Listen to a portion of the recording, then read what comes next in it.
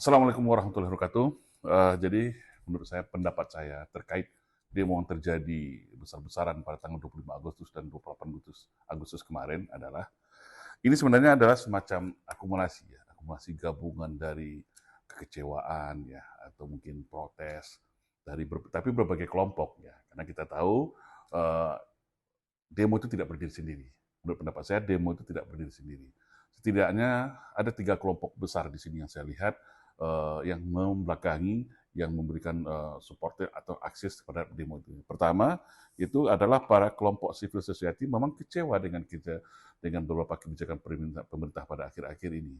Kelompok civil society yang kita tahu bagaimana sekarang tiba-tiba BPJS dinaikkan, pajak-pajak yang mencekik rakyat, belum lagi berbagai kebijakan-kebijakan yang begitu kontras dengan kondisi masyarakat kita, dengan kemiskinan, dengan susahnya pekerjaan. Nah, kelompok civil society ini juga ditambah dengan mungkin akumulasi dari kekecewaan terhadap bagaimana kerusakan 10 tahun pemerintahan yang lama itu, tapi yang ketika diharapkan terjadi perubahan besar terhadap pemerintahan baru Pak Prabowo, tapi itu tidak terjadi.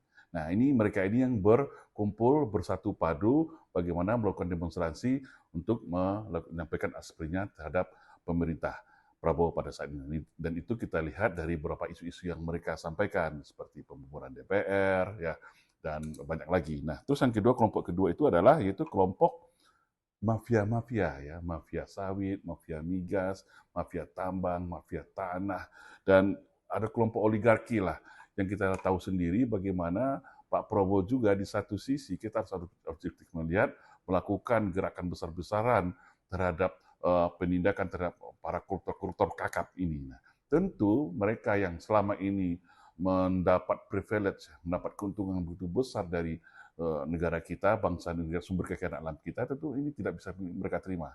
Dan saya melihat kalau kita tracking daripada buzzernya, metode demonstrasinya, nah juga ada analisis-analisis ini juga ikut ke dalam atau setidaknya dalam tanda petik menunggangi demo-demo yang terjadi 2 hari belakangan ini.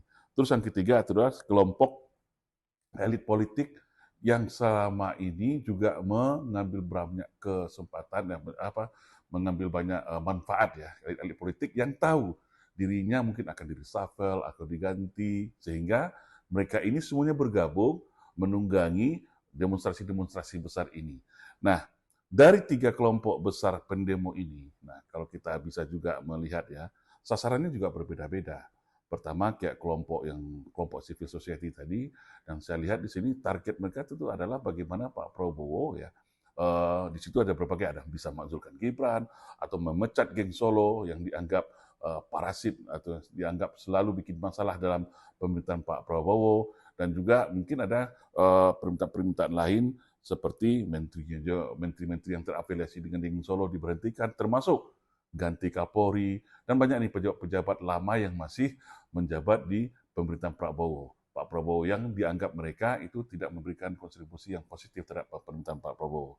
Nah, sedangkan untuk kelompok elit untuk kelompok kedua yang kita masukkan itu yang juga mendungangi demo ini adalah kelompok mafia-mafia yang kalau di sini kita lihat agak sedikit fundamental nih, karena tentu saja bisa saja seperti yang pernah diberitakan oleh sebuah media besar bahwasanya telah terjadi sebuah rapat yang rahasia di negara tetangga kita yang menginginkan justru Prabowo itu sampai dijatuhkan dan kemudian Gibran naik menggantikan Pak Prabowo.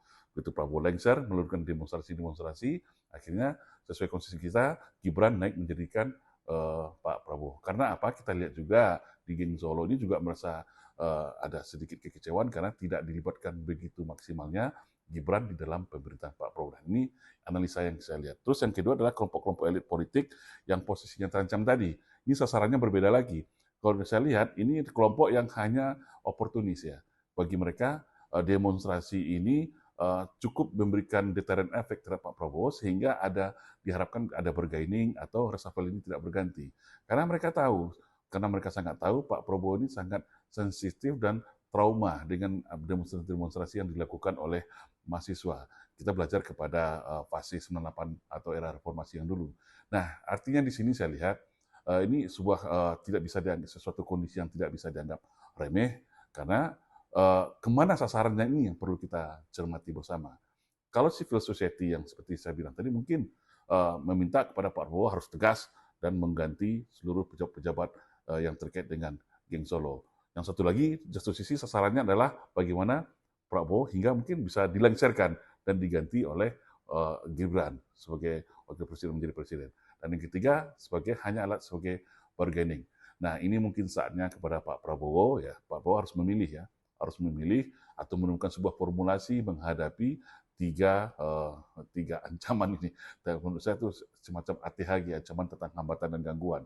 Akhirnya Pak Prabowo harus memilih berkomplot dengan siapa, dengan rakyat kekuatan civil society atau pada kelompok-kelompok yang tanda petik yang selama ini menggerogoti bangsa dan negara ini. Semuanya kita serahkan ke Pak Prabowo Subianto. Tapi yang jelas sebagai bangsa, negara, dan warga negara yang baik, kita tentu berharap apapun yang itu kita menginginkan yang terbaik untuk bangsa dan negara kita Indonesia ke depan. Terima kasih. Assalamualaikum warahmatullahi wabarakatuh.